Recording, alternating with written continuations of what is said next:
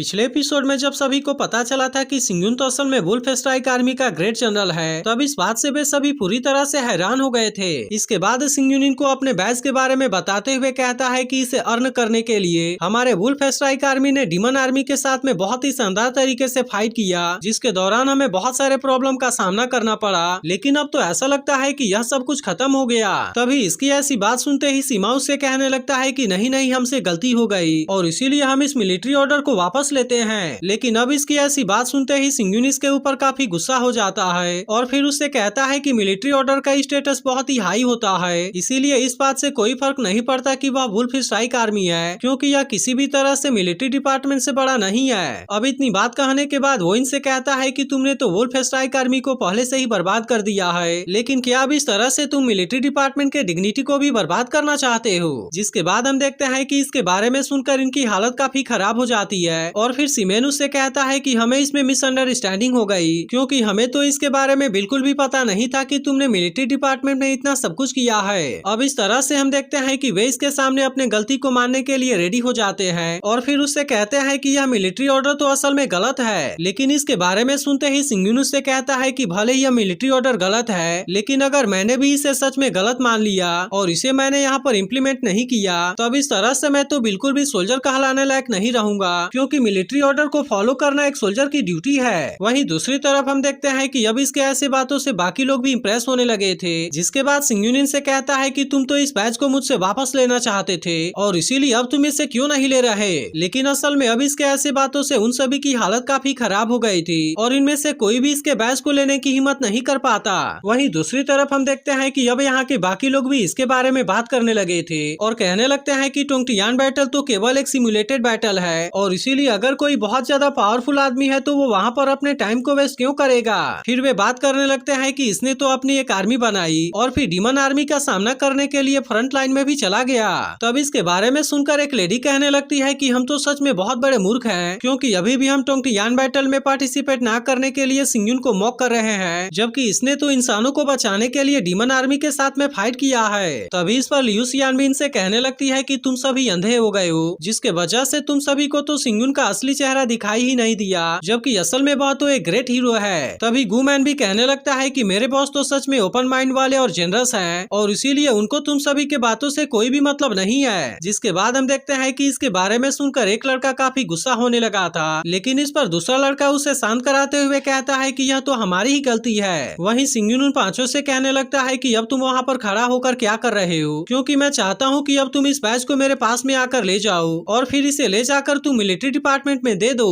लेकिन इसके बाद भी हम देखते हैं कि किसी के अंदर ऐसा करने का हिम्मत नहीं होता, क्योंकि इनको पता था कि यह उनकी बहुत बड़ी गलती होगी। वहीं सीमा भी सोचने लगता है कि यह बैच तो वुल्फ स्ट्राइक आर्मी का पहचान है और अब तो ये हमारे ऑर्डर के वजह से डिसबैंड हो जाएगा। अब इसके वजह से हम देखते हैं कि वे सभी इस बात से काफी परेशान हो गए थे और इनमें से किसी को भी समझ में नहीं आ रहा था कि अब उनको इसके बारे में क्या करना चाहिए। लेकिन तभी इसी वक्त हम देखते हैं कि एम्परर हान भी यहाँ पर आ गई थी और फिर गुस्से में इनसे कहती है क्या तुम्हें पता भी है कि तुमने यहाँ पर क्या कर दिया है। जिसके बाद हम देखते हैं कि अब इस बात से वे सभी और भी ज्यादा हैरान हो गए थे, क्योंकि एम्परर हान का खुद यहाँ पर आना कोई छोटी सी बात नहीं होती। लेकिन इसी के साथ हम देखते हैं कि एम्परर हान इनके ऐसे हरकत के वजह से थोड़ा गुस्सा भी होती है और फिर इनसे कहने लगती है कि अगर मैं इस वक्त यहाँ पर नहीं आई होती तो फिर तुमने पता नहीं यहाँ पर क्या किया होता। जिसके बाद हम देखते हैं कि वे सभी सबसे पहले इसे ग्रीट करते हैं और फिर नानगो अपनी गलती को मानते हुए उससे कहता है कि हाँ, आपकी बात पूरी तरह से सही है और हम ये भी जानते हैं कि हम इसमें पूरी तरह से गलत हैं। वहीं दूसरी तरफ हम देखते हैं कि सिंगुन भी एम्परर हान के आने की वजह से थोड़ा हैरान होता है और फिर वो सोचने लगता है कि अब तो एम्परर हान भी खुद यहाँ पर आ गई है और अब इसीलिए ऐसा लगता है कि यह प्रॉब्लम बहुत ही जल्द खत्म हो जाएगी। तभी एम्परर हान भी उससे बात करने के लिए अपने सामने बुलाती है और फिर उससे कहती है कि अब तुम अपने मिलिट्री ड्यूटी से आराम करने के लिए रेडी हो जाओ, क्योंकि मैंने भी अब तुम्हें मिलिट्री से डिसमिस करने का डिसाइड कर लिया है। लेकिन इसके बारे में सुनते ही लियू शियान इस बात से काफी परेशान हो जाती है और उसे समझ में नहीं आता कि उसकी टीचर आखिरकार सिंगुन के साथ में ऐसा क्यों करना चाहती है। लेकिन तभी हम देखते हैं कि एम्परर हान लियू शियान को इसके बारे में कुछ भी बात करने से रोक देती है, जिसके बाद वे पांचों इस बात से बहुत ज्यादा खुश होने लगे थे और सीमा सोचने लगता है कि एम्परर हान ने तो इसके लिए हमें बिल्कुल भी ब्लेम नहीं किया।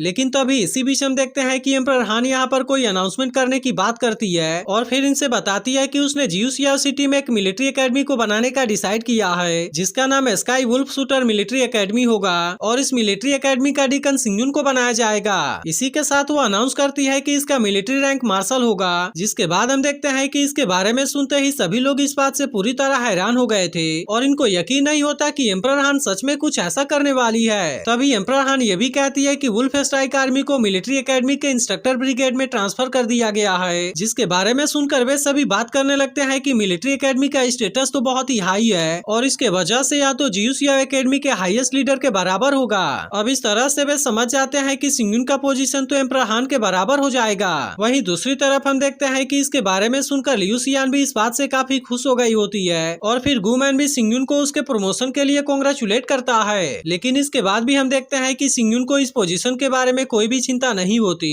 और फिर वो सोचने लगता है कि एम्परर हान सच में इस मैटर को इस तरह से हैंडल करेगी। इसके बाद हम देखते हैं कि वो एम्परर हान को इसके लिए थैंक यू कहता है और फिर उसे बताता है कि मैंने ही वुल्फ स्ट्राइक आर्मी को रिप्रेजेंट किया था और मैं आपके ऐसे डिसीजन के लिए थैंक यू कहना चाहता हूँ। लेकिन इसके बारे में सुनकर एम्परर हान उससे कहती है कि तुम्हें इस तरह से इतना पोलाइट होने की जरूरत नहीं है। वहीं दूसरी तरफ हम देखते हैं कि सीमा इस बात से बहुत ज्यादा परेशान होने लगा था क्योंकि अब इस तरह से वो सिंगयुन के फाउंडेशन को डिस्ट्रॉय करने में फेल हो गया था और अब तो इसके अलावा उसकी पोजीशन पहले से भी काफी हाई होने वाली थी। तब इसे देख सीमा सोचने लगता है कि सिंगयुन तो एम्परर हान का डिसेंडेंट है जिसके वजह से वो बहुत ही आसानी से मिलिट्री डिपार्टमेंट में इन्वॉल्व हो सकता है। अब इसीलिए वो समझ जाता है कि यह चीज आने वाले समय में इंसानों के लिए बहुत बड़ी मुसीबत बनेगी क्योंकि अभी भी यहाँ पर इंसानों के बीच में बहुत सारे इंटरनल प्रॉब्लम है। इसीलिए वो डिसाइड करता है कि वो यहाँ पर इनके साथ में फाइट करने के लिए अपना टाइम वेस्ट नहीं करेगा बल्कि इसके जगह पर वो अंडरग्राउंड वर्ल्ड को प्रोटेक्ट करने पर ज्यादा ध्यान देगा क्योंकि उसको अच्छे से पता है कि अगर किसी दिन इंसानियत पूरी तरह से हार गया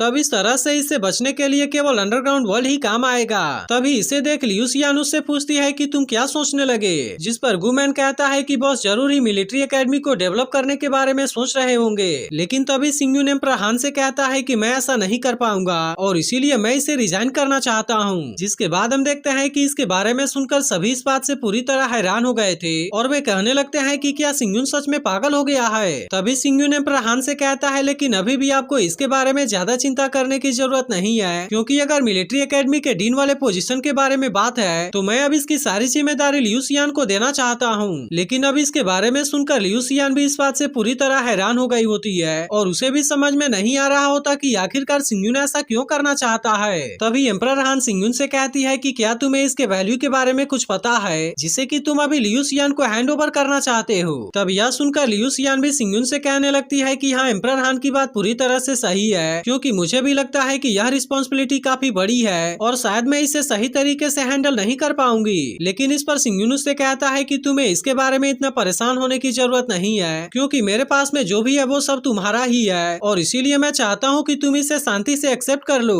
लेकिन इसके बाद भी हम देखते हैं कि लियू सियान इस बात से परेशान होती है। जिसके बाद सिंगयुन उससे कहता है कि तुम्हारे पास में तो खुद एम्परर हान का सपोर्ट है और इसीलिए मुझे ऐसा लगता है कि यह सब करना बहुत ही आसान होगा। जिसके बाद हम देखते हैं कि इसकी बात सुनकर लियू सियान भी इसके लिए मान जाती है। लेकिन अब इसे देख बाकी सभी बात करने लगते हैं कि ऐसी चीज देना तो बहुत बड़ी बात है, इसीलिए ऐसा लगता है कि अब कोई लियू सियान को चाहे कुछ भी क्यों ना दे दे लेकिन अब उसके दिल को जीत पाना बहुत ही मुश्किल होगा। तभी एम्परर हान भी सिंगयुन से कहने लगती है कि अब तो यह चीज पूरी तरह से तुम्हारी है और इसीलिए तुम अपने मर्जी से इसे किसी को भी दे सकते हो। अब इसी वजह से हम देखते हैं कि उसे इसके बारे में कोई भी परेशानी नहीं होती। जिसके बाद वो सभी से कहती है कि अब हम इस मैटर को यहीं पर खत्म करते हैं। लेकिन इसी के साथ वो इन पांचों के ऊपर इनके हरकत के लिए काफी गुस्सा भी हो रही होती है। अब इस तरह से हम देखते हैं कि एम्परर हान यहाँ से चली जाती है और यहाँ के सभी लोग फिर से उसे ग्रीट करते हैं। लेकिन इसके बाद भी हम देखते हैं कि डोंगफेंग अपने हरकत से बाज आने वाला नहीं होता और वो फिर से सिंगयुन को चैलेंज करते हुए कहता है कि हम फिर से बहुत जल्द मिलेंगे।